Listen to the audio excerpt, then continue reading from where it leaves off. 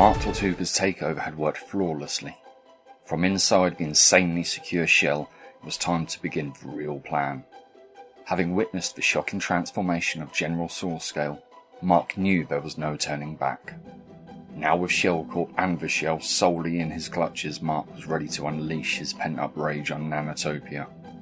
To the outside world, things at Shellcorp seemed unchanged following the announcement of Steve Tortuga's leave of absence. Little did they know that inside Mark was already busy maximising his newly found power and control of the mysterious Selenium. With Steve and all those who had stayed loyal to him now his prisoners, Mark put them to work. They were forced to continually extract the Selenium from the cave beneath the shell. While the prisoners worked, Mark's plan pressed forward entirely unnoticed.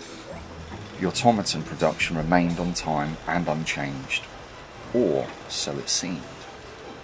In order to strike all across Nanotopia and still maintain the element of surprise, Mark realised they could not openly deploy the Selenium-powered armour until the last second. As the Doctor directed the imprisoned armour crafters on the construction of the new overpowered armour, the factory workers were busy overpowering something of their own. Mark had managed to sway most of the top minds at Shellcorp into joining his new regime. Amazingly, they were able to engineer and create Selenium-powered shell soldiers, but still maintain the appearance of standard automaton labourers. With this incredible and sneaky innovation, Mark Tortuga was able to send his invaded force to every corner of Nanotopia, while still making a profit. As wave after wave of these sleeper soldiers continued to leave the shell, the progress by the armour crafters was also showing results. Having now completed the Selenium-powered armour for Mark and his inner circle, the prisoners were sent back underground to commence the mining of new chambers of Selenium, the first ever conducted in the known history of Nanotopia.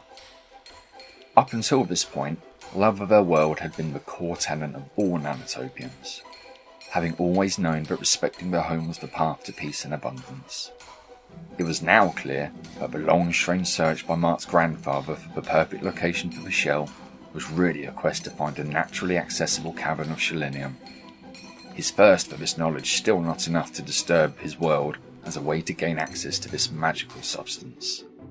As the first implements tore into the wall of the Selenium chamber, an ominous shudder was felt across Nanotopia, as if the world had flinched from the pain. Having never experienced anything like it, the citizens were confused by the odd and foreboding feeling. Unfortunately, unbeknownst to them, this was just the starting gun. The first blasphemous act in Mark's symphony of destruction.